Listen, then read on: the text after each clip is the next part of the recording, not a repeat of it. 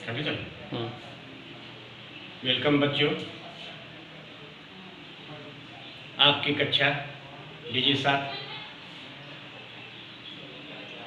Channel के माध्यम से मैं आपका निर्मल सर एक बार फिर आपके पास उपस्थित हूँ। आज मैं आपके बीच कक्षा 6 गणित अध्याय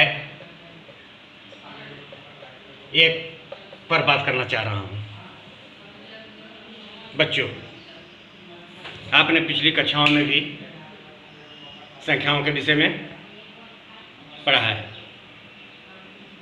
आप 4 अंकों तक की संख्याओं को बहुत अच्छी तरह से पहचानते हैं।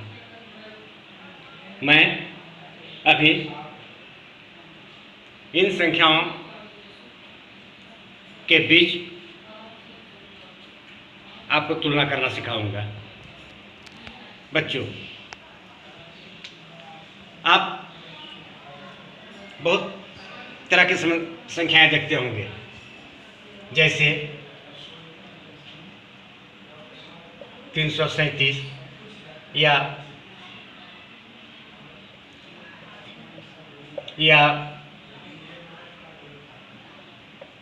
इस तरह से कई संख्याएं आप देख रहे हैं। मैं आपके सामने 3 संख्याएं मैंने लिखा है। अगर आपसे पूछा जाए या फिर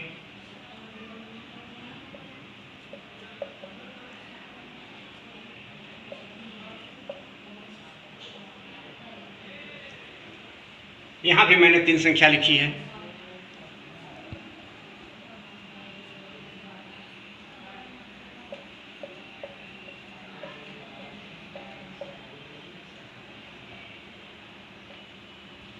यहाँ भी मैंने 3 संख्या लिखी है। बच्चों, अगर आपसे पूछा जाए कि इन तीनों में से कौन बड़ी है, या इन तीनों में से कौन बड़ी है, या इन तीनों में कौन बड़ी है, आप कैसे बताएंगे? सोचिए। आपने गिनती भी सीखा है। संख्या पद्धति में अंक होते हैं, 0 से लेकर 9 तक के अंक होते हैं, और 1 से लेकर 9 तक अगर उन्हें हम संख्या माने तो हम जानते हैं कि 1 से 2 बड़ा है, 2 से 3 बड़ा है, 3 से 4 बड़ा है। इस तरह से हम कम से कम एक अंक की संख्याओं को अच्छी तरह से बड़ा या छोटा में पहचान रहे हैं। हमें उसी विधि को यहाँ पर, उसी ज्ञान का इस्तेमाल करना है। जैसे यहाँ पर आपके सामने 3 अंकों की 3 संख्याएं हैं। मुझे पहचानना है कि इनमें से बड़ी कौन है। बाईं ओर से संख्या का, बाईं ओर से हम देखेंगे और दाईं ओर जाएंगे। दाईं ओर हम देख रहे हैं कि इसमें 3 है, इसमें 4 है और इसमें 2 है। आप आसानी से बता सकते हैं कि इन तीनों में से कौन सी संख्या बड़ी है। निश्चित रूप से यह 4 बड़ा है, अर्थात इन तीनों में से यह 458 सबसे बड़ी संख्या है। अब नीचे की संख्या पर ध्यान दें। यहाँ पर आपको 4 अंकों की 3 संख्याएं दी हुई हैं, और प्रत्येक में आप देख रहे हैं कि इसमें 2 2 2 2, इसमें 2 0 2 2 और इसमें 0 2 2 2 है। अब इसमें से सबसे बड़ी कौन है, आप कैसे बताएंगे? हम स्पष्ट देख रहे हैं। अगर इस तरीके से आप देखते हैं कि अगर हम बाईं ओर की से शुरू करते हुए बाईं ओर की संख्या का तुलना करें, प्रत्येक में 2 है।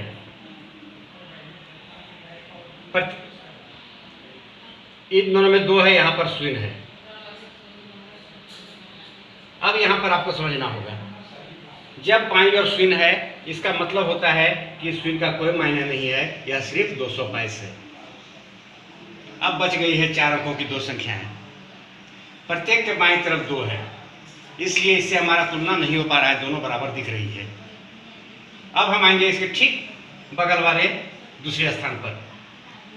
यहाँ हम देख रहे हैं 2 है, यहाँ 0 है। कौन संख्या बड़ी होगी? निश्चित रूप से जिसमें 2 है वह संख्या बड़ी होगी।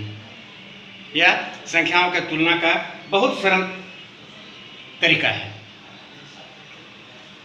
इसके साथ ही बच्चों, इसी को जब हम अच्छी तरह से सीख जाते हैं तो इन्हें आरोही और अवरोही क्रम में सजाना। आरोही और अवरोही क्रम ये क्या है? आप अपने विद्यालय में प्रार्थना सभा में भी खड़े होते होंगे और आपको बड़े से छोटे क्रम में पंक्तिबद्ध किया जाता है। जब छोटे से बड़े क्रम में हम पंक्तिबद्ध करते हैं तो यह आरोही क्रम कहलाता है, और जब बड़े से छोटे क्रम में हम पंक्तिबद्ध करते हैं तो वह अवरोही क्रम कहलाता है। यही काम आपको गणित में भी करना है। जैसे अगर मैं लिखता हूँ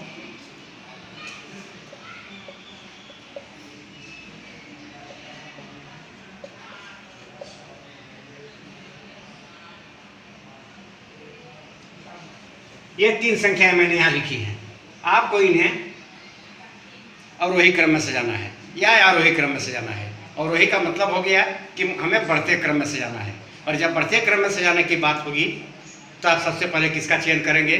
सबसे छोटे का। जो पीछे मैंने बताया उसके अनुसार आप आसानी से पहचान सकते हैं कि सबसे बाईं और इसमें 3 है, इसमें 2 है और इसमें 9 है। सबसे छोटा कौन है? निश्चित रूप से यह संख्या सबसे छोटी है, हम इसे सबसे पहले लिख लेंगे। उसके बाद शेष बच गई है 2 संख्याएं। अब दोनों में हम देखेंगे कि कौन बड़ी है। इसमें 9 है, इसमें 3 है, निश्चित रूप से यह संख्या बड़ी होगी। यह संख्या इन दोनों में से छोटी है, इसको हम उसके बाद लिख लेंगे। और आखिरी में सबसे बड़ी संख्या जो बच गई, यह आपका हुआ अवरोही क्रम। इसी को जब आप उल्टे क्रम में लिखेंगे, अभी आपने इस दिशा में लिखा है, अगर यहां से शुरू करते हुए आप लिखते हैं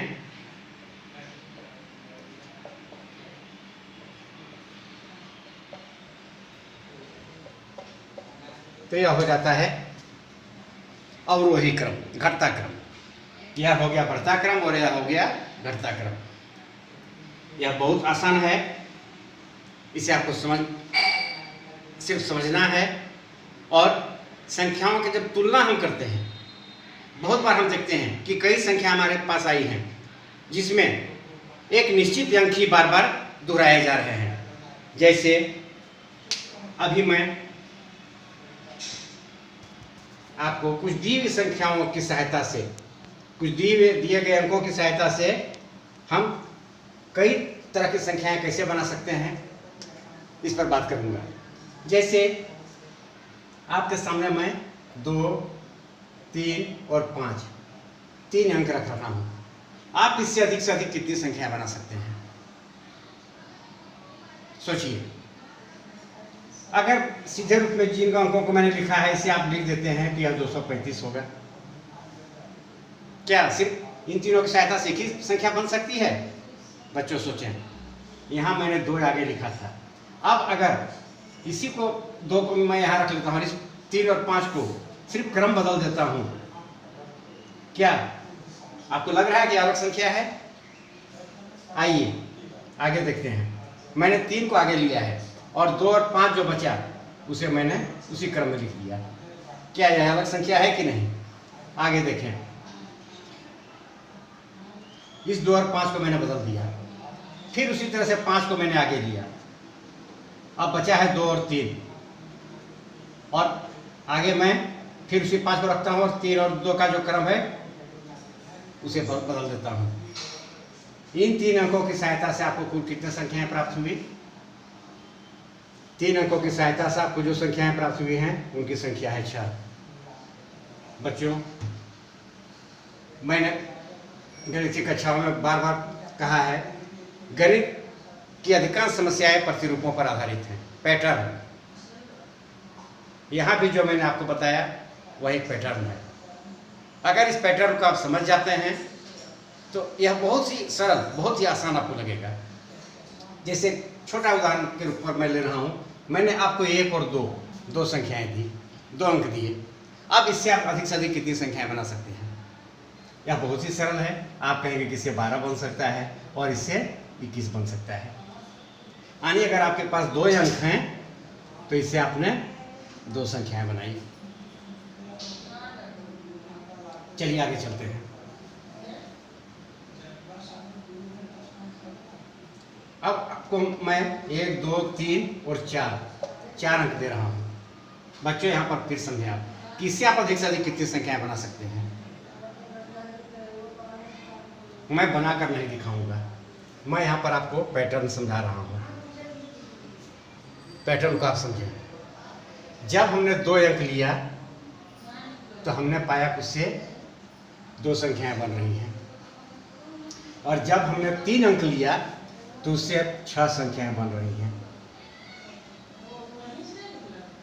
2 और 3 इन दोनों में संबंध है। यहाँ पर आपको ध्यान देना होगा। यहाँ पर आपके पास 4 संख्याएं हैं, 4 अंक हैं। अब आपको सोचना है कि इन 4 अंकों से कितनी संख्याएं बन सकती हैं। थोड़ा सा मैं यहाँ संकेत देना चाहूँगा। संकेत क्या होगा कि अगर इसमें से 1 और 2 को मैं जहाँ है वहीं रखता हूँ और फिर 3 और 4 को रख देता हूँ, एक संख्या बन गई है। बच्चों आप देखें, पुनः इसी को मैं इन 2 संख्याओं को कोई फेरबदल नहीं कर रहा हूँ। सिर्फ मैं ये मान के कि मेरे पास 2 ही अंक हैं, मैं सिर्फ इनके क्रम में बदलाव कर रहा हूँ। सिर्फ इनके क्रम में मैं बदलाव कर रहा हूँ। अर्थात इन दोनों को अगर हम सिर्फ मानते हैं तो 2 संख्याएं हमें मिल गई। अब इसी को अगर आप 3 लेके चलें तो निश्चित रूप से जब 3 अंक लेके हम चलेंगे तो 6 संख्याएं मिलेंगी, और जब 4 लेके चलेंगे तो यहाँ पर आपको पैटर्न को समझना है। बच्चों आप इसे प्रयास करेंगे घर में बनाने का, और इसका पैटर्न है कि जितने अंक दिए गए हैं अब इसे आप ढंग से समझें। मैं इस पैटर्न को आपको बता रहा हूँ और आप इस पर प्रयास करेंगे कि अधिक से अधिक हम दिए गए अंकों की सहायता से अधिक कितनी संख्याएं बना सकती हैं।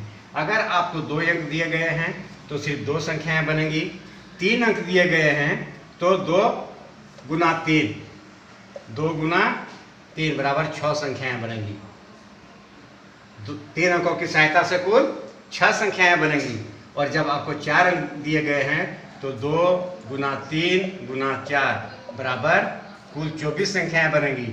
यदि आपके पास कुल 5 अंक दिए गए हैं तो उनकी सहायता से आप कितनी संख्याएं बना सकती हैं, सोचिए। यही पैटर्न यहाँ भी लागू होगा। 2 गुना 3 गुना 4 गुना 5 यानी कुल 120 संख्याएं बनेंगी। है ना मजेदार? आप प्रयास करें और